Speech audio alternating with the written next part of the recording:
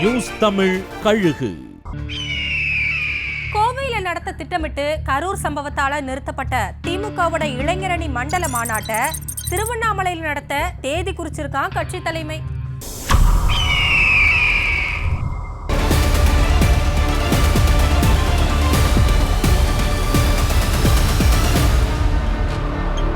கோவையில 1,00,000 பேரை திரட்டி பிரம்மாண்ட இளைஞரணி மண்டல மாநாட்டை நடத்த திமுக முடிவு செஞ்சிருந்துச்சு. கரூர் சம்பவத்தினால அது தள்ளி வைக்கப்பட்டுச்சு.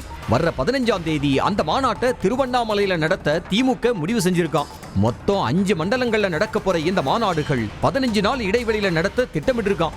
டிசம்பர் 15 ஆரம்பிக்கிற மண்டல மாநாடு பிப்ரவரி மாசத்துல முடியுதான். திமுகவுக்கு புது ரத்தம் பாய்ச்சிற திட்டத்தோட நடக்க போற இந்த மாநாடு இளைஞர்களை தாம் பக்கம் வச்சிருக்கிறதா சொல்லப்படுற விஜய் கட்சிக்கான திமுகவோட பதிலடிங்கிறாங்க.